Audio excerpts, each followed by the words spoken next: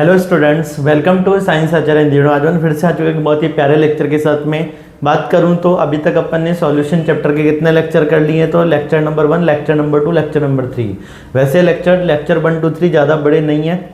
First अपना शायद 47 minute के आसपास, सेकंड 30 मिनट के आसपास और थर्ड भी अपना 34 मिनट के आसपास लेक्चर रहा है। अभी अपन कम टाइम का ही लेक्चर रिकॉर्ड कर रहे हैं, तो आप जाके एक ही दिन में तीनों लेक्चर देख सकते हो, पार्ट 1, पार्ट 2, पार्ट 3। ये कोई बड़े बड़े पार्ट नहीं है, बस वो अपन ने अलग अलग हिसाब से बना दिया है। पार्ट 1, पार्ट 2, पार्ट 3 इसका नाम दे देंगे अपन। तो अभी तक मैंने सॉल्यूशन चैप्टर के पार्ट 1, पार्ट 2 और पार्ट 3 बना दिए हैं। आप जाके पहले वो देख सकते हो। कहाँ देखोगे? साइंस आचार्य हिंदी मीडियम अपना यूट्यूब चैनल है, वहाँ पे मैंने प्लेलिस्ट बना रखी है, class 12th chemistry chapter 1 solution 2026 by VRU sir. तो आप 1, 2, 3 लेक्चर देख सकते हो। फिर आप जब 4th लेक्चर में आओगे तो आपको चीज़ें आसानी से समझ आएगी। सिंपल सी बात है कि 1, 2, 3 देखोगे तो आपके बेसिक स्ट्रांग हो जाएंगे, बेसिक क्लियर होंगे, तो आपको धीरे धीरे चीज़ें समझ आने लगेगी। कोई यहाँ से भी देख रहा है तब भी वो समझ सकता है, क्योंकि इतनी ज़्यादा भी हैवी चीज़ें स्टार्ट हो नहीं रही है। बेसिक सी बातें, और बेसिक बात आना भी बहुत ज़्यादा जरूरी है। अगर आपको इंपॉर्टेंट PDF चाहिए, जो भी मैं नोट्स वगैरह यहाँ पर डिस्कस करता हूँ, इंपॉर्टेंट क्वेश्चन, इंपॉर्टेंट PDF, और भी अगर आपको केमिस्ट्री से रिलेटेड इंपॉर्टेंट बातें पता करनी है, तो आप क्या कर सकते हैं, मेरा टेलीग्राम चैनल और व्हाट्सअप चैनल ज्वाइन कर सकते हैं, जो कि मैं इस वीडियो के डिस्क्रिप्शन में दे दूंगा। इसके अलावा अगर आपको यहाँ पे नहीं मिलता है तो आप मेरे चैनल के डिस्क्रिप्शन में भी जा सकते हो। जो हमारा यूट्यूब डिस्क्रिप्शन है, यूट्यूब का जो डिस्क्रिप्शन सेक्शन है, उसमें जाके अभी आप क्या कर सकते हो, वीडियो देख सकते हो।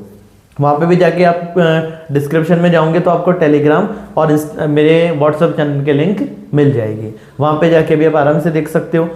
एक और बात, अगर आपको वहाँ पर भी नहीं मिल रहा है तो क्या कर सकते हो, आप मेरे मोबाइल नंबर सेव कर लेना, 8302898893।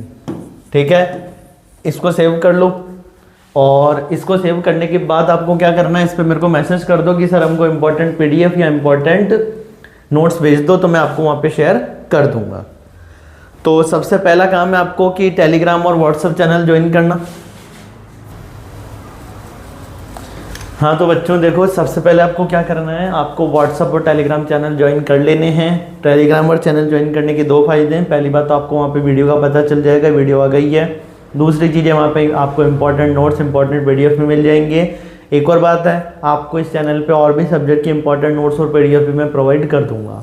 तो अगर आपको ये important question, important PDF notes वगैरह चाहिए, तब भी आप क्या कर सकते हो, पहली बात तो टेलीग्राम और व्हाट्सएप चैनल ज्वाइन कर लो। लिंक दे दूंगा डिस्क्रिप्शन में। वहाँ पे अगर आपसे नहीं हो रहा है, लिंक पे क्लिक नहीं हो रहा है, कोई प्रॉब्लम आ रही है, कोई टेक्निकल इशू आ रहा है, तो आप मेरे को इन नंबर पे मैसेज करो, आपकी क्लास का नाम और आपका नाम, ठीक है, मैं आपको टेलीग्राम और व्हाट्सएप चैनल पे ऐड कर लूँगा। ठीक है, तो अपनी चीज़ें ईजी हो जाएगी। अभी अपन स्टार्ट करते हैं अपना प्यारा सा लेक्चर विलियन का अपन स्टार्ट कर रहे हैं पार्ट 4।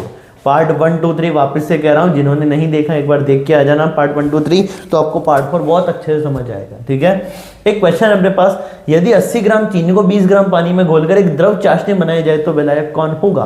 क्वेश्चन डिस्कस कर रहे हैं अपन, यदि 80 ग्राम चीनी को, तो देखो चीनी को, ठीक है, चीनी को किस में घोल रहे हैं, पानी के अंदर, चीनी प्लस पानी, ठीक है, घोलकर, अब तुमको ही पता है, 2 चीजों को मिश्रित कर दिया तो विलयन बन गया। कौन सा विलयन बनाया गया, चाशनी का। और वो चाशनी कैसी है, द्रव चाशनी।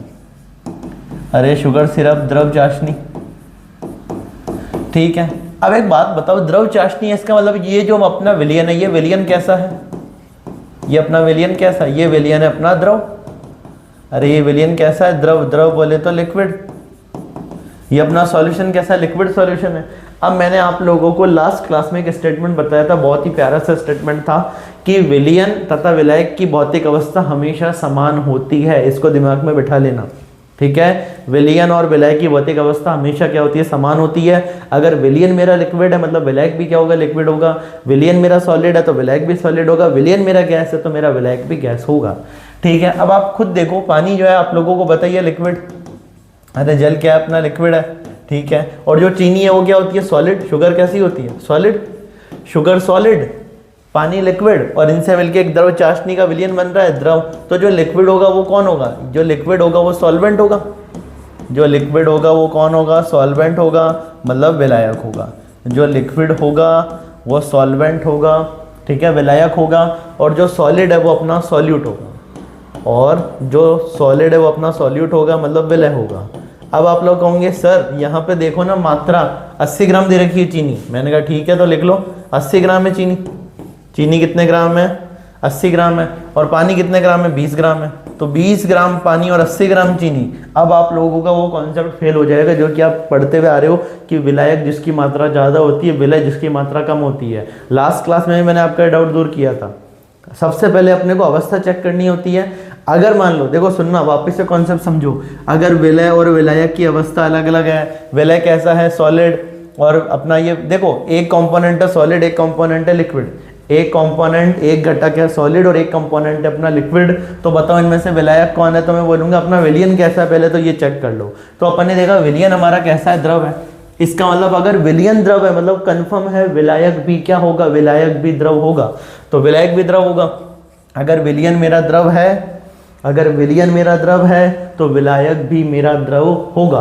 तो इन दोनों में से द्रव कौन है? इन दोनों में से द्रव लिक्विड अपना पानी है। तो यही मेरा क्या हो गया? विलायक हो गया। इस बात से फर्क नहीं पड़ता कि अमाउंट कितना है। यहाँ पे बस मैं यही आपका डाउट दूर करने के लिए क्वेश्चन डिस्कस कर रहा हूँ कि अमाउंट अपने को तब चेक करना होता है जब फेज सिमिलर हो। फेज सिमिलर होने का मतलब अगर दोनों लिक्विड होते, ध्यान से सुनना, अगर ये दोनों लिक्विड होते, वैसे लिक्विड होता नहीं है, अगर ये दोनों लिक्विड होते, फॉर एग्जांपल है अल्कोहल और वाटर, अगर दो कंपोनेंट और दोनों कंपोनेंट अपने पास लिक्विड है तो जिसका अमाउंट ज्यादा वो विलायक, जिसका अमाउंट कम वो विलय। पर अगर अपने पास विलय और विलायक की अवस्था में अंतर है तो अपन देखेंगे कि विलयन की अवस्था क्या है। अगर विलयन की अवस्था द्रव है तो विलायक भी द्रव होगा, विलयन की अवस्था गैस है तो विलायक भी गैस होगा, और विलयन की अवस्था अगर ठोस है तो मेरा विलायक भी ठोस होगा। तो इस क्वेश्चन का आंसर अपना क्या लगाएंगे अपन? बी पानी। आंसर दे भी रखा है कि इसका आंसर क्या होगा? बी पानी, क्योंकि अपना विलयन द्रव है। देखो सिंपल सी बात है, ज्यादा सोचना ही नहीं है। द्रव चाशनी बनाई जा रही है मतलब विलयन अपना द्रव है, मतलब कंफर्म है विलायक भी क्या होगा? द्रव होगा। और चीनी और पानी में से विलायक कौन होता है? द्रव कौन होता है? पानी होता है। तो आंसर क्या जाएगा? पानी। ठीक है, बी आंसर चला गया। अब इसकी अपन ने थ्योरी लिख रखी है क्योंकि मैं आपको जो कॉन्सेप्ट समझाने की कोशिश कर रहा हूँ वो कॉन्सेप्ट आपके अभी समझ में आ जाएगा। क्या लिखा है? जब विलय बोले तो सॉल्यूट और विलायक बोले तो सॉल्वेंट की भौतिक अवस्था अलग अलग हो। जब विलय तथा विलायक की भौतिक अवस्था अलग अलग हो, भौतिक अवस्था बोले तो सॉलिड, लिक्विड और गैस, ठोस, द्रव, गैस को अपन भौतिक अवस्था बोलते हैं। ठीक है, अलग अलग हो तो विलयन जिस अवस्था में होता है, तो विलयन जिस अवस्था में होता है उसी अवस्था वाले घटक को विलायक माना जाता है। तो विलयन जिस अवस्था में होता है उसी अवस्था वाले घटक को विलायक माना जाता है। विलयन यहाँ पे अपना कैसा था? यहाँ पे विलयन मेरा क्या था? यहाँ पे विलयन मेरा लिक्विड था, मतलब विलायक भी क्या होगा? लिक्विड होगा। तो आंसर चला गया पानी। ठीक है, तो विलयन जिस अवस्था में होता है उसी अवस्था वाले घटक को विलायक माना जाता है, चाहे उसकी मात्रा कम ही क्यों ना हो, चाहे उसकी मात्रा कम ही क्यों ना हो। बहुत इंपॉर्टेंट स्टेटमेंट है, इसलिए मैंने यहाँ पे VRU लिख दिया है। बहुत इंपॉर्टेंट स्टेटमेंट है, दिमाग में रखना। जब विलय तथा विलायक की भौतिक अवस्था अलग अलग हो, वापस से सुनो, जब विलय तथा विलायक की भौतिक अवस्था अलग अलग हो तो जिस अवस्था में विलयन होता है उसी अवस्था वाले घटक को विलायक मान लिया जाता है। इस बात से फर्क नहीं पड़ता कि उसकी मात्रा कितनी है। ठीक है, अर्थात विलायक की अवस्था एवं विलयन की अवस्था हमेशा क्या होगी? समान होगी। लिख भी रखा है। तो देखो इसमें अगली बात, पहले भौतिक अवस्था सॉलिड, लिक्विड या गैस चेक करते हैं और उसके बाद मात्रा या अमाउंट चेक करते हैं। तो पहले मात्रा चेक नहीं करते, तो ये जो आपका मिसकंसेप्शन है दूर कर लेना। पहले मात्रा चेक नहीं करते, पहले अपन भौतिक अवस्था चेक करते हैं कि वो सॉलिड है, लिक्विड है या गैस है। ठीक है, तो पहले भौतिक अवस्था चेक करते हैं और उसके बाद अपन क्या करते हैं? मात्रा चेक करते हैं। विलायक की भौतिक अवस्था एवं विलयन की भौतिक अवस्था जो होती है क्या होती है? समान होती है। विलायक की भौतिक अवस्था हमेशा और हमेशा, विलायक की भौतिक अवस्था हमेशा और हमेशा विलयन की भौतिक अवस्था के समान होती है। अगर मेरा विलयन गैस है विलायक भी गैस होगा, विलयन द्रव है विलायक भी द्रव होगा, विलयन मेरा ठोस है तो मेरा विलायक भी ठोस होगा। इस बात को दिमाग में फिट कर लेना। ठीक है, अब यहाँ पे आपका वापस से समराइज कर देता हूँ। अगर अपने को विलय और विलायक की भिन्न भौतिक अवस्था दे रखी है, यदि एक ठोस और एक द्रव है तो जो घटक विलयन जैसी अवस्था रखता है वही क्या है? विलायक है। तो जो घटक विलयन जैसी अवस्था रखता है वही विलायक है। और अगर समान भौतिक अवस्था है, समान भौतिक अवस्था का मतलब विलय और विलायक दोनों ठोस है, या विलय विलायक दोनों द्रव है, या विलय विलायक दोनों गैस है, तो क्या करना है? जैसे दूध और पानी में जिसकी मात्रा, यदि दोनों द्रव है, एग्जांपल ले लिया जैसे दूध और पानी दोनों द्रव है, तब जिसकी मात्रा ज्यादा होगी, तब जिसकी मात्रा ज्यादा होगी मतलब जिसका अमाउंट मोर देन 50% होगा वो विलायक, और जिसका अमाउंट लेस देन 50% होगा वो अपना विलय। जिसका अमाउंट ज्यादा जिसका अमाउंट मोर देन 50%, जिसका अमाउंट 50% से ज़्यादा, वो क्या कहलाएगा, वही विलायक होगा।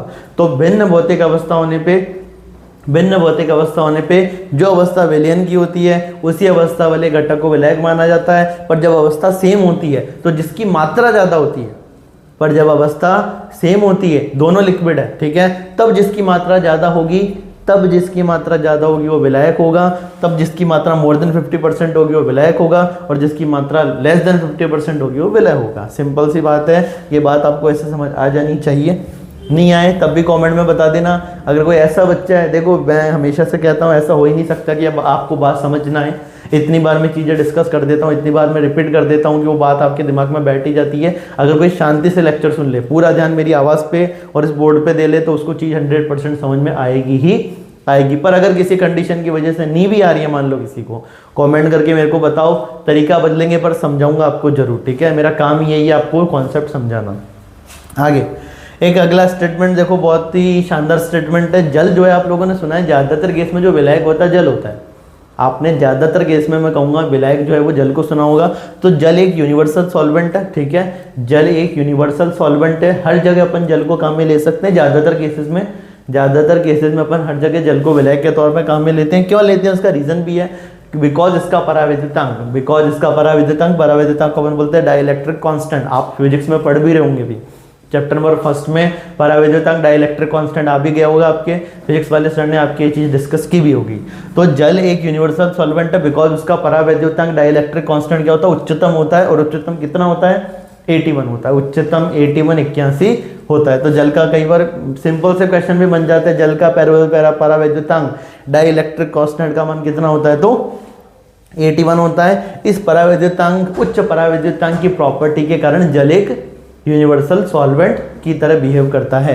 इस वजह से ये एक यूनिवर्सल सॉल्वेंट की तरह बिहेव करता है बिकॉज इसका पराविद्युतांक डाइलेक्ट्रिक कांस्टेंट उच्चतम 81 होता है, ठीक है। अब 2-3 और डेफिनेशन जो आपके एग्जाम वगैरह में, बोर्ड वगैरह में पूछ ली जाती है, और ये पूछ भी रखी है, संतृप्त विलयन की परिभाषा पूछ रखी है। एक पढ़ेंगे अपन संतृप्त विलयन सैचुरेटेड सॉल्यूशन, एक पढ़ेंगे असंतृप्त विलयन अनसैचुरेटेड सॉल्यूशन, और एक पढ़ेंगे अति संतृप्त सुपर सैचुरेटेड सॉल्यूशन। सिंपल सी बात समझना, एक छोटा सा एक्सपेरिमेंट अपन समझते हैं। मैंने क्या किया, एक बीकर लिया, ठीक है, कांच का बीकर लिया ट्रांसपेरेंट, और उसमें क्या करा, वाटर ऐड कर दिया, ठीक है। उसमें मैंने ऐड कर दिया वाटर, 1 गिलास पानी डाल दिया उसमें, ठीक है। अब मैंने क्या करा, सुनना ध्यान से, जब मैंने उसमें 1 चम्मच नमक उसमें मैंने घोलने की कोशिश की, वो नमक आसानी से घुल गया, ठीक है। नॉर्मल रूम टेम्परेचर पे जब मैंने उसमें 1 चम्मच नमक घोलने की कोशिश की तो नमक आसानी से घुल गया। तो मैं कहूँगा कि वह तापमान, सुनना ध्यान से, परिभाषा बनाते हैं, वह तापमान जिस पर किसी विलय को आसानी से घोला जा सके, वह तापमान जिस पर किसी विलय को आसानी से घोला जा सके, वह विलयन क्या कहलाता है, असंतृप्त विलयन कहलाता है। वह विलयन असंतृप्त विलयन कहलाता है, अनसैचुरेटेड सॉल्यूशन कहलाता है। वो विलयन जिसमें कि किसी विलय को घोला जा सके। अपन ने 1 चम्मच नमक डाला, घुल गया, फिर एक और चम्मच नमक डाला, घुल गया, फिर 1 और चम्मच नमक डाला, घुल गया, ठीक है ना। तो अभी कौन सा विलयन है, असंतृप्त विलयन है, अनसैचुरेटेड सॉल्यूशन है। ये सेकंड वाला देख रहे हैं अपन कि सर संतृप्त विलयन कब बनेगा, तो मैं कहूँगा वह तापमान, वह ताप अथवा दाब, ठीक है, वह सामान्य ताप अथवा दाब जब विलय का, नमक का उस विलयन में घुलना क्या हो जाए, बंद हो जाए, ठीक है। नमक का घुलना बंद हो जाए, मतलब वह तापमान जिस पर कि अपन और विलय नहीं घोल सकते, उस विलयन को अपन क्या बोल देते हैं, संतृप्त विलयन सैचुरेटेड सॉल्यूशन बोल देते हैं। सिंपल सी बात है, आप लोगों ने ट्राई भी किया होगा छोटी क्लासेस में, या घर पे भी अगर कभी ऐसे ट्राई किया हो आप लोगों ने, आज ट्राई करना। 1 गिलास लेना कांच की, उस गिलास में क्या करना, 1 चम्मच शक्कर डालना, घोलना, फिर 2 चम्मच शक्कर डालना, घोलना, घुल जाएगी। एक पॉइंट ऐसा आएगा, ध्यान से सुनना, एक पॉइंट ऐसा आएगा जब शक्कर उस पानी में घुलना बंद हो जाएगी, तो मैं कहूँगा अब आपके पास कौन सा विलयन तैयार हो गया, अब आपके पास संतृप्त विलयन तैयार हो चुका है। अब आपके पास संतृप्त विलयन तैयार हो चुका है, आपके पास सैचुरेटेड सॉल्यूशन प्रिपेयर हो चुका है, ठीक है। आपके पास संतृप्त विलयन तैयार हो चुका है, आपके पास सैचुरेटेड सॉल्यूशन तैयार हो चुका है। अब उससे ज़्यादा आप शक्कर उसमें नहीं घोल सकते, तो संतृप्त विलयन है, ठीक है। अब अगली बात है कि ये अति संतृप्त क्या होता है। अति संतृप्त जिसको कि अपन बोलते हैं सुपर सैचुरेटेड, अपन ने तापमान बढ़ा दिया, ठीक है, अपन ने उसको उठा के रख दिया गैस पे और गैस कर दी ऑन, ठीक है, गैस कर दी ऑन। अब कुछ बच्चे कहेंगे सर अभी तो सिलेंडर ही नहीं मिल रहा है, तो भाई सिलेंडर वाला टॉपिक बहुत अभी पॉपुलर चल रहा है, उसको साइड में रखो। मैं मान रहा हूँ आपके घर में सिलेंडर है, आपने पहले से स्टॉक कर रखा है अच्छा खासा, और आपने कर दिया गैस ऑन। गैस ऑन कर दी और आप तापमान बढ़ा रहे हो, तापमान बढ़ाने के बाद। अब देखो अपन ने तापमान क्या कर दिया, अब नॉर्मल रूम टेम्परेचर पे अपन नहीं खेल रहे, अब अपन क्या करें, तापमान अपन ने बढ़ा दिया। तो तापमान बढ़ाने पर, सुनना ध्यान से, तापमान बढ़, जो संतृप्त विलयन है उसको अपन ने क्या करा, उसका ताप बढ़ाया। तापमान बढ़ाने पर अपन क्या कर सकते हैं, उसमें और अधिक नमक या कोई विलय घोल सकते हैं। तो अपने पास कौन सा विलयन तैयार हो जाएगा, अति संतृप्त विलयन तैयार हो जाएगा। ठीक है, और उस अति संतृप्त विलयन में एक ये भी बात है कि अगर अपन उसको जैसे गैस से उतार के जैसे थोड़ा बहुत वापस अपन उसको ठंडा करते हैं, हल्का सा भी अगर उसको शेक करते हैं तो उसमें वापस से विलय के कण बाहर निकलते हुए अपने को नजर आते हैं। तीनों डेफिनेशन 1 बाय 1 पढ़ते हैं। क्या है, सुनना ध्यान से। फर्स्ट डेफिनेशन है संतृप्त विलयन, सैचुरेटेड सॉल्यूशन की। फर्स्ट डेफिनेशन है संतृप्त विलयन की, सैचुरेटेड सॉल्यूशन की। क्या होता है संतृप्त विलयन, तो संतृप्त विलयन के बारे में बात सुनना। वह विलयन जिसमें एक निश्चित तापमान पर, वह विलयन जिसमें एक निश्चित तापमान पर विलय की और अधिक मात्रा नहीं घोली जा सकती, संतृप्त विलयन कहलाता है। क्या है संतृप्त विलयन, वह विलयन जिसमें एक निश्चित तापमान पर, एक फिक्स टेम्परेचर पर विलय की और अधिक मात्रा नहीं घोली जा सकती। ठीक है, तो वह विलयन जिसमें एक निश्चित तापमान पर विलय की और अधिक मात्रा नहीं घोली जा सकती, वह संतृप्त विलयन कहलाता है। तो बच्चों अपन डिस्कस कर रहे थे संतृप्त विलयन।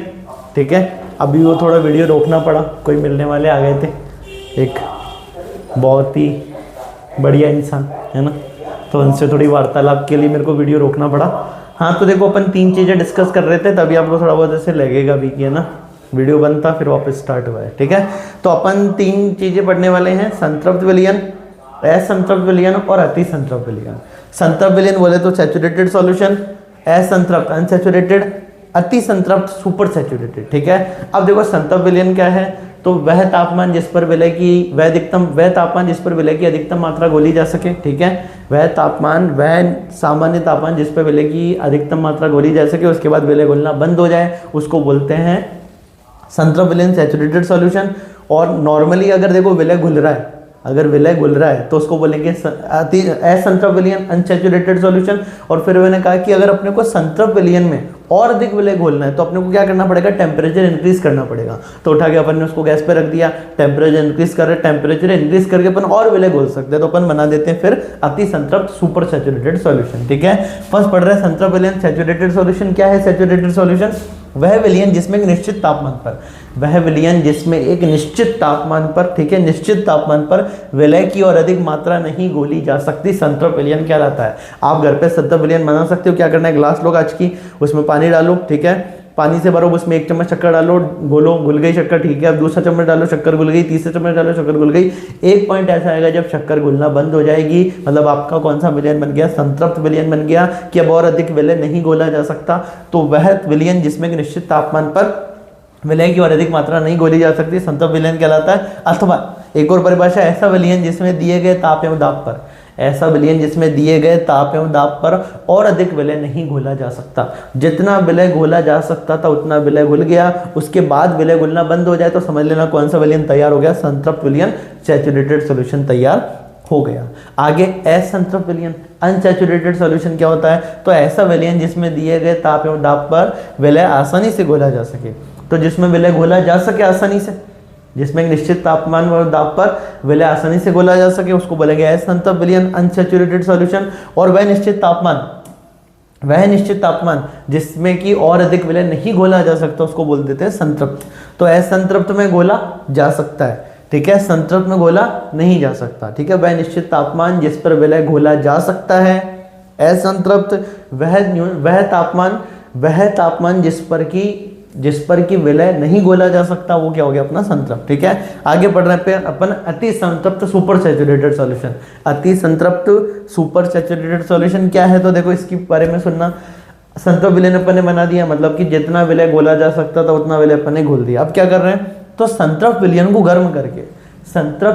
को गर्म करके उसमें और अधिक विलय घोल देते हैं, उसको गर्म करेंगे। संतृप्त विलयन सैचुरेटेड सॉल्यूशन, वो सॉल्यूशन जिसमें कि जितना विलय घोला जा सकता था, वह तापमान जिस पर कि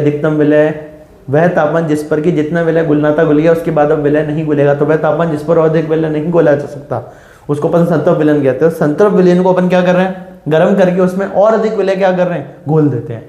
संतृप्त विलयन को गर्म करके अपन उसमें और अधिक विलय घोल देते हैं और फिर धीरे धीरे ठंडा करते हैं। पहले तो उसको गर्म करके और विलय घोल देंगे, फिर धीरे धीरे उसको क्या करके ठंडा करते हैं। इस स्थिति में उस तापमान पर जितने विलय घुलना चाहिए था उससे कहीं अधिक घुला होता है। तो इस तापमान पर जितना विलय घोला होना चाहिए था उससे कहीं अधिक विलय घोला होता है, क्योंकि अपन ने पहले टेम्परेचर इंक्रीज किया, टेम्परेचर इंक्रीज करने से अपन ने और अधिक विलय उसमें घोल दिया। ठीक है, तो उस तापमान पर जितना विलय घुलना चाहिए था उससे कहीं अधिक विलय घुला होता है। इससे अति संतृप्त सुपर सैचुरेटेड सॉल्यूशन अति संतृप्त विलयन कहते हैं। ठीक है, ये बहुत ही कैसा होता है, अस्थिर होता है, अनस्टेबल होता है और हल्का सा हिलाने पर विलय के क्रिस्टल वापस बाहर आ जाते हैं। इसको अगर अपन हल्का सा भी शेक करेंगे तो विलय के क्रिस्टल क्या हो जाएंगे, वापस बाहर आ जाएंगे। ठीक है, वापस से तीनों चीजें समराइज करता हूं, अति संतृप्त, असंतृप्त और संतृप्त। देखो सैचुरेटेड सॉल्यूशन संतृप्त विलयन जिसमें और अधिक विलय नहीं घोला जा सकता। ठीक है, संतृप्त विलयन सैचुरेटेड सॉल्यूशन तो वह विलयन जिसमें और अधिक विलय नहीं घोला जा सकता, वह तापमान। ठीक है, क्या लिख रखी लाइन, वह निश्चित तापमान जिस पर कि और अधिक विलय नहीं घोला जा सकता वो कैसा विलयन है, संतृप्त विलयन है। जिसमें और अधिक विलय घोला जा सकता है, ठीक है, वह तापमान जिस पर विलय घोला जा सकता है, असंतृप्त विलयन। ठीक है, अनसैचुरेटेड सॉल्यूशन। और सुपर सैचुरेटेड कैसा है, सुपर सैचुरेटेड क्या है, तो संतृप्त विलयन जिसमें कि और अधिक विलय नहीं घोला जा सकता। उसमें अपन ने क्या करा, उसमें तापमान अपन ने बढ़ाया, तापमान बढ़ाने पर अपन ने उसमें और अधिक विलय घोल दिया, जितना कि पहले नहीं घोला जा सकता था उससे और अधिक विलय घोल दिया। फिर उसको धीरे धीरे क्या करते हैं, ठंडा करते हैं, तो अपन ने उसमें और विलय घोल दिया जो कि उसमें नहीं घोला जा सकता था। ऐसे विलयन को अपन क्या बोल देते हैं, असंतृप्त। ऐसे विलयन को अपन अति संतृप्त विलयन बोल देते हैं, सुपर सैचुरेटेड सॉल्यूशन बोल देते हैं। संतृप्त विलयन में तापमान बढ़ाकर और अधिक विलय घोलने से सुपर सैचुरेटेड अति संतृप्त विलयन तैयार हो जाता है। इसको धीरे धीरे अपन ठंडा करते हैं और ये बहुत ज़्यादा अस्थिर होता है, थोड़ा बहुत शेक करने पे विलय के क्रिस्टल वापस बाहर आ जाते हैं। ठीक है, ये पूरा था अपना अति संतृप्त सुपर सैचुरेटेड सॉल्यूशन। तीनों वर्ड क्लियर होने चाहिए, संतृप्त जिसमें कि और अधिक विलय नहीं घोला जा सकता है, असंतृप्त जिसमें कि विलय घोला जा सकता है, अति संतृप्त। ठीक है, संतृप्त विलयन में तापमान बढ़ाकर और अधिक विलय घोलना जिससे कि अपने पास क्या तैयार हो जाता है, अति संतृप्त विलयन सुपर सैचुरेटेड सॉल्यूशन। बहुत ज्यादा अस्थिर होता है, थोड़ा बहुत शेक करने पर विलय के क्रिस्टल वापस बाहर आ जाते हैं। ठीक है, तीनों डेफिनेशन दिमाग में रखना। दो डेफिनेशन पढ़ने वाले, तनु विलयन और सांद्र विलयन। तनु विलयन और सांद्र विलयन। तो तनु विलयन की देखो परिभाषा जो अपन बोलेंगे यहाँ पे, वैसे दो तरीके से अपन बोल सकते हैं। तनु विलयन नाम से समझ आ रहा है, तनुता। तनु और सांद्र आप लोगों ने जरूर ये दो नाम भी सुने होंगे, तनु H2SO4, ठीक है, और सांद्र H2SO4। दो नाम जरूर आप लोगों ने सुने होंगे, एक होता है तनु H2SO4, एक होता है सांद्र H2SO4। तनु H2SO4 में, ठीक है, विलय की मात्रा क्या है, ज़्यादा है, और सांद्र H2SO4 में विलय की मात्रा क्या है, बहुत कम है। ऐसे भी अपन बोल सकते हैं।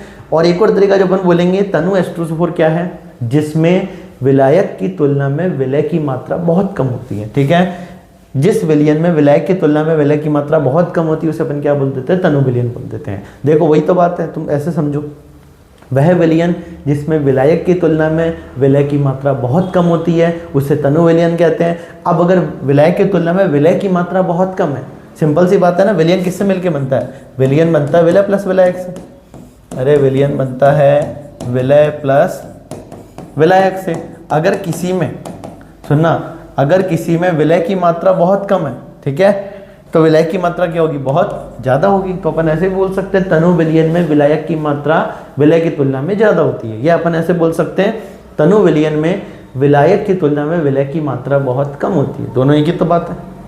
अरे विलायक ज़्यादा होना या विलय कम होना, यहाँ पे क्या है, विलय की मात्रा बहुत कम मतलब विलय की मात्रा बहुत ज़्यादा, ऐसे को अपन बोल देते हैं तनु विलयन। इंग्लिश में बोलते हैं डाइल्यूटेड सॉल्यूशन। ठीक है, डाइल्यूट सॉल्यूशन जिस विलयन में विलायक की तुलना में, जिस विलयन में विलायक की तुलना में विलय की मात्रा बहुत कम होती है उसे तनु विलयन कहते हैं। अगले डेफिनेशन, सांद्र विलयन, कंसंट्रेटेड सॉल्यूशन। ठीक है, जिस विलयन में विलायक की तुलना में विलय की मात्रा बहुत अधिक होती है, ठीक है, उसे सांद्र विलयन कहते हैं। सांद्र विलयन कंसंट्रेटेड सॉल्यूशन में, देखो ये तनु विलयन की बात है, ये जो मैंने लिखा है ना, ये भी लिख सकते हो। तनु विलयन में विलय कम विलायक ज़्यादा, ठीक है। सांद्र विलयन में, सांद्र विलयन में विलय ज़्यादा विलायक कम, ठीक है। सांद्र विलयन में विलय ज़्यादा विलायक कम।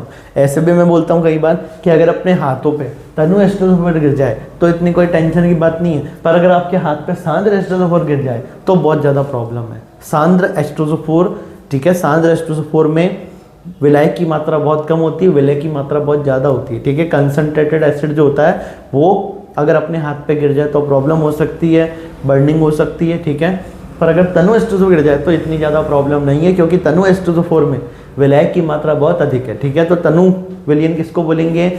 ऐसे विलयन जिसमें विलायक की तुलना में विलय की मात्रा बहुत कम होती है, उसे तनु विलयन कहते हैं। और सांद्र विलयन ऐसे विलयन जिसमें विलायक की तुलना में विलय की मात्रा अधिक होती है या बहुत अधिक होती है, उसको अपन क्या बोल देंगे? सांद्र विलयन, ठीक है। तनु विलयन में ऐसे समझ लो, तनु विलयन में विलायक ज़्यादा विलय कम, सांद्र विलयन में विलायक कम विलय ज़्यादा। तो विलायक की तुलना में विलय की मात्रा अधिक, इधर विलायक की तुलना में विलय की मात्रा बहुत कम, विलय कम तनु विलयन, विलय कम तनु विलयन, विलय ज़्यादा सांद्र विलयन, विलायक कम सांद्र विलयन, विलायक ज़्यादा तनु विलयन, ठीक है। दिमाग में रखनी बातें। अब अपन अगला टॉपिक स्टार्ट करते हैं। अगला टॉपिक स्टार्ट करते हैं बच्चों, इसको एक बार जल्दी से देख लो। तनु विलयन, सांद्र विलयन, ठीक है, 3 तरह के विलयन, संतृप्त, असंतृप्त, अति संतृप्त, ये सारी बातें दिमाग में रखनी है।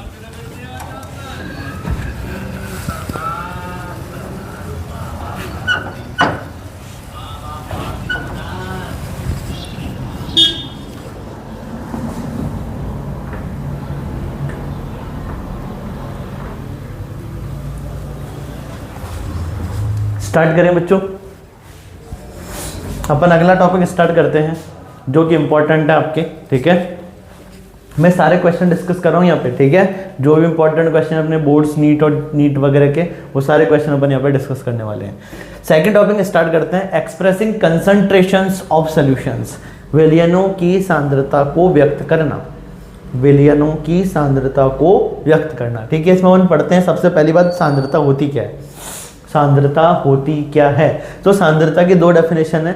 2 अवयवों की मात्राओं का आपेक्षिक अनुपात, 2 अवयवों की मात्राओं का आपेक्षिक अनुपात सांद्रता कहलाता है। अथवा एक और परिभाषा है, विलयन अथवा विलायक में उपस्थित विलय की आपेक्षिक मात्रा। 2 परिभाषा बोली है मैंने, 2 अवयवों की मात्राओं का आपेक्षिक अनुपात। पहली परिभाषा सुनना, 2 अवयवों की मात्राओं का आपेक्षिक अनुपात सांद्रता कहलाता है। अथवा आप क्या बोल सकते हो, विलयन अथवा विलायक में उपस्थित, विलयन अथवा विलायक में उपस्थित विलय की आपेक्षिक मात्रा क्या कहलाती है? सांद्रता कहलाती है। अब इस परिभाषा को अपन कैसे समझ सकते हैं? तो देखो, एक सिंपल सी बात बोलता हूँ, ठीक है। मोलरता डिस्कस कर लेते हैं एक बार। मोलरता का फॉर्मूला क्योंकि आपने 11th क्लास में भी पढ़ा था, तो मोलरता एक प्रकार की क्या है? सांद्रता है। क्या कह रहा हूँ मैं? मोलरता एक प्रकार की क्या है? सांद्रता है। कैसे है सांद्रता? सुनना, देखो इसमें अपन लिखते थे, ऊपर लिखते थे विलय के मोल। क्या लिखते थे? विलय के मोल, अथवा क्या लिख सकते हैं? ग्राम मोल, ठीक है। विलय के मोल अथवा ग्राम मोल, बात एक ही है, ग्राम मोल ही मोल है। अरे ग्राम मोल्स को अपन क्या बोल देते हैं? मोल बोल देते हैं, एक ही बात है। ऊपर लिखते हैं विलय के मोल और नीचे लिखते हैं अपन विलयन का आयतन। और विलयन का आयतन किस में मेजर करते हैं? विलयन का आयतन किस में मेजर करते हैं? लीटर में मेजर करते हैं। विलयन का आयतन अपन मेजर करते हैं लीटर में, ठीक है। अब यहाँ पे वैसे मोलरता की परिभाषा अपन ऐसे बोलते थे, 1 लीटर विलयन में उपस्थित विलय के ग्राम मोलों अथवा मोलों की संख्या मोलरता कहलाती है। वो सारी चीज भी अपन डिस्कस करेंगे। अभी बस मैं बता रहा हूँ कि मोलरता एक सांद्रता क्यों है, ठीक है। अब देखो, जो मोलरता किसका अनुपात है? विलय अपॉन विलयन का। अरे किसका रेशो है ये? ऊपर विलय है और नीचे क्या है? विलयन। कितने घटक है यहाँ पे? 2 घटक है। अरे एक विलय ले रहे हैं और अपन एक क्या ले रहे हैं? यहाँ पे विलयन ले रहे हैं, तो यहाँ पे 2 घटक है। तो परिभाषा सुनो, 2 घटकों अथवा 2 अवयवों की, 2 घटकों अथवा 2 अवयवों की मात्राओं का आपेक्षिक अनुपात क्या कहलाता है? सांद्रता कहलाता है। इसका मतलब सांद्रता एक टाइप का रेशो ही तो है। अरे सांद्रता एक टाइप का क्या है? रेशो है, ठीक है। तो 2 अवयवों की मात्राओं का आपेक्षिक अनुपात, यहाँ पे अपन ने अनुपात ही तो लिया है, विलय अपॉन विलयन। ऊपर क्या लिखे? विलय के मोल अथवा ग्राम मोल, और नीचे अपन ने लिखा विलयन का आयतन लीटर में। तो 2 अवयवों की मात्राओं का आपेक्षिक अनुपात क्या कहलाता है? सांद्रता कहलाता है। अनदर डेफिनेशन, विलयन अथवा विलायक में उपस्थित विलय की आपेक्षिक मात्रा।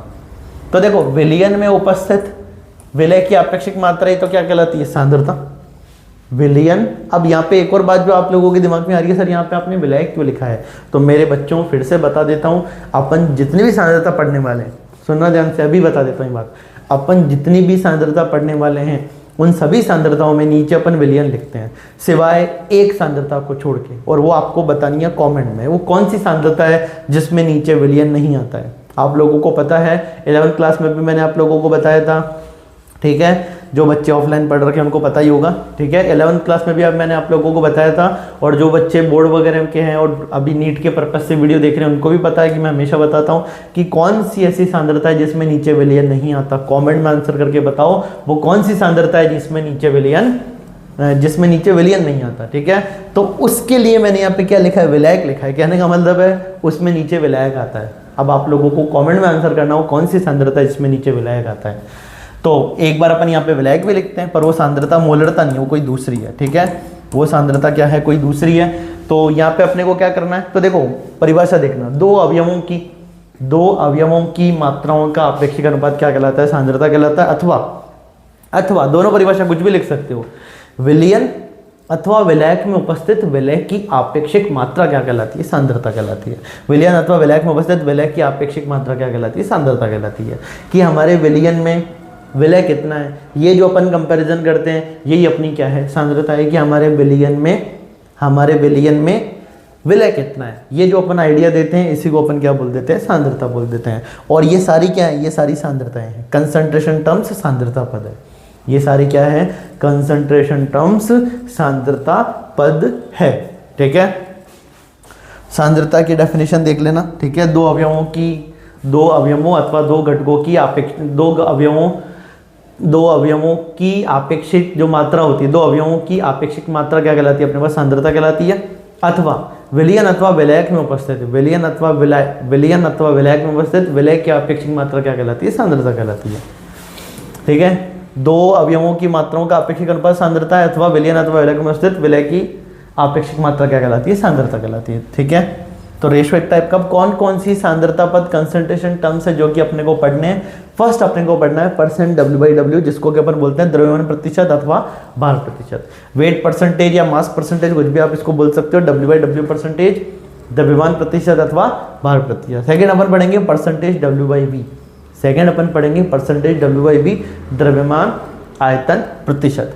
थर्ड अपन पढ़ेंगे परसेंटेज V/V, आयतन प्रतिशत, ठीक है, वॉल्यूम परसेंटेज, मास परसेंटेज या वेट परसेंटेज, ये मास वॉल्यूम परसेंटेज, द्रव्यमान आयतन प्रतिशत। फिर अपन पढ़ेंगे पीपीएम बोले तो पार्ट्स पर मिलियन, इसमें W/W, W/V, V/V, तीन तरह से अपन इसको देखेंगे। W/W मतलब ऊपर भी द्रव्यमान नीचे भी द्रव्यमान, W/V ऊपर द्रव्यमान नीचे आयतन, V/V ऊपर भी आयतन नीचे भी आयतन। फिर हम पढ़ेंगे मोल फ्रैक्शन की हिंदी में क्या नाम है, मोल अंश बोल लो, मोल प्रभाज बोल लो, मोल भिन्न बोल लो, एक ही बात है।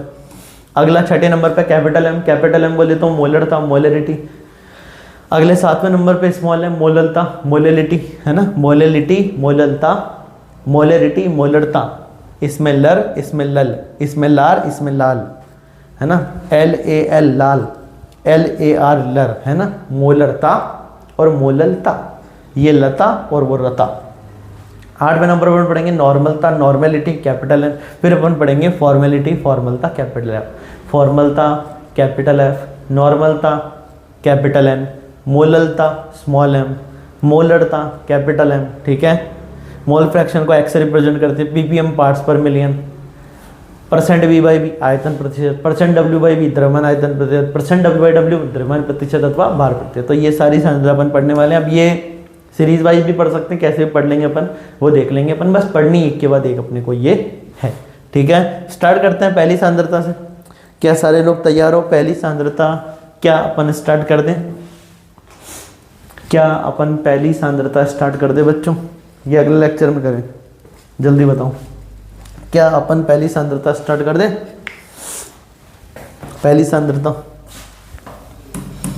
तो देखो, फर्स्ट सांद्रता अपनी द्रव्यमान प्रतिशत अथवा भार प्रतिशत। सुनना ध्यान से, एक सांद्रता पढ़ लेते हैं। फर्स्ट अपना द्रव्यमान प्रतिशत या भार प्रतिशत, इसको अपन डिनोट करते हैं W/W परसेंटेज से। क्या बोल देते हैं इसको? W/W percentage. क्या है द्रव्यमान प्रतिशत? सुनना ध्यान से, अगर आपको कहीं पे लिखा मिले अगर आपको कहीं लिखा मिले x% W/W, इसका क्या मतलब होता है? अगर कहीं पे आपको लिखा मिले x% W/W, उसका क्या मतलब होता है? तो उसका मतलब है x ग्राम विलय 100 ग्राम विलयन में उपस्थित है। क्या मतलब है?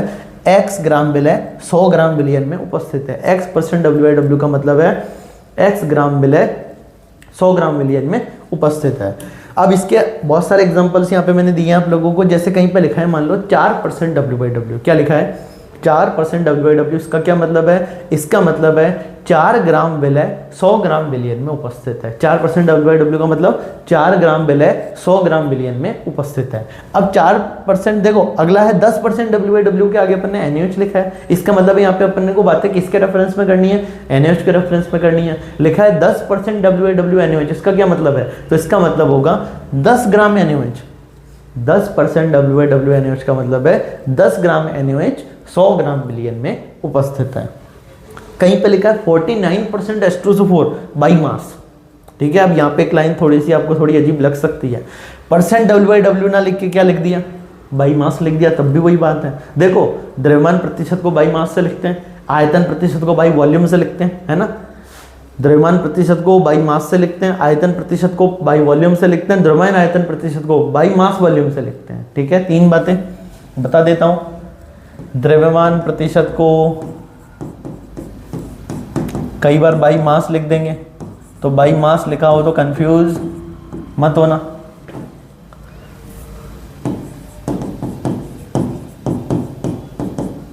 द्रव्यमान आयतन प्रतिशत को लिखते हैं by mass volume, by mass volume. ये सारे वर्ड्स आपको न्यूमेरिकल में देखने को मिलेंगे, ध्यान रखना। ये सारी जो बात अपन कर रहे हैं, सारी बातें आपको न्यूमेरिकल में देखने को मिलेगी। आयतन प्रतिशत, आयतन प्रतिशत, इसको किससे? आयतन प्रतिशत,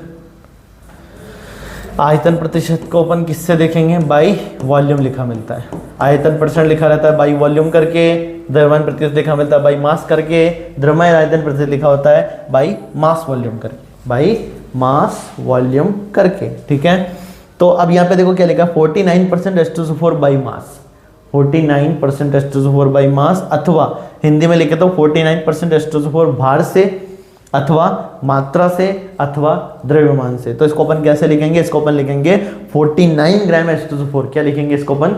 49 ग्राम H2SO4 किस में उपस्थित है? 100 ग्राम विलयन में उपस्थित है। कहीं पे लिखा है 4% W/W NaOH का मतलब 4 ग्राम NaOH 100 ग्राम विलयन में। कहीं पे लिखा है 49% by mass, 49% H2SO4 by mass, तो उसको अपन बोलेंगे 49 ग्राम H2SO4 किस में उपस्थित है? 100 ग्राम विलयन में उपस्थित है। अब आप लोगों को एक और बात जो कमेंट में लिखनी है, सुनना ध्यान से। अगर कहीं पे लिखा है 20% W/W NaOH, इसका क्या मतलब है? कमेंट में आंसर करो। 20% W/W NaOH का क्या मतलब है? अरे कमेंट में करोगे क्या? चलो मैं बताता हूँ, सुनो। 20 ग्राम, साथ साथ बोलना है जहाँ पे भी बैठे हो, 20 ग्राम NaOH, 20% W/W NaOH का मतलब है 20 ग्राम NaOH किस में उपस्थित है?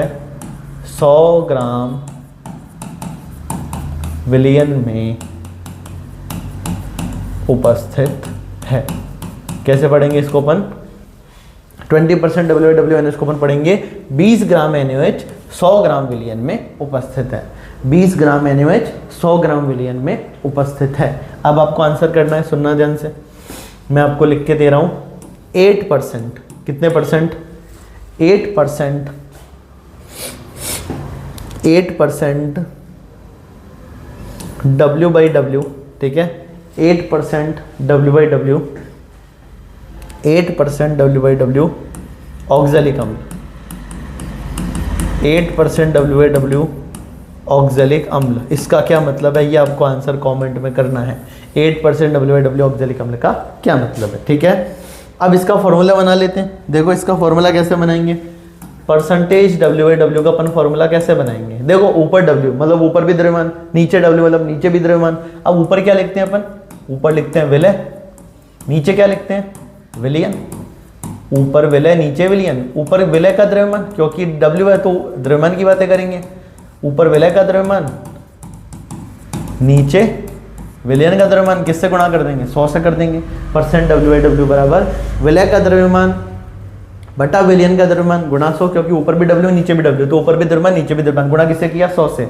अब क्योंकि W/W है, ठीक है, तो अगर ये मैं ग्राम में लूंगा, देखो इंपॉर्टेंट बात ये, अगर मैं ये ग्राम में लूंगा तो मेरे को ये भी ग्राम में लेना पड़ेगा, अगर मैं ये किलोग्राम में लूंगा तो मेरे को ये भी किलोग्राम में लेना पड़ेगा, और अगर ये मिलीग्राम में लूंगा तो ये भी मिलीग्राम में देखने को मिलेगा, ठीक है, ये लेना ही है अपने को। अब बताओ ग्राम से ग्राम क्या हो जाएगा, कैंसिल, तो क्या परसेंट W/W की कोई यूनिट आएगी, नहीं आएगी, तो ये कैसा है, यूनिट लेस है, मतलब मात्रक हीन है, इसका कोई भी मात्रक अपने को देखने को नहीं मिलेगा, इसका कोई भी मात्रक अपने को देखने को नहीं मिलेगा।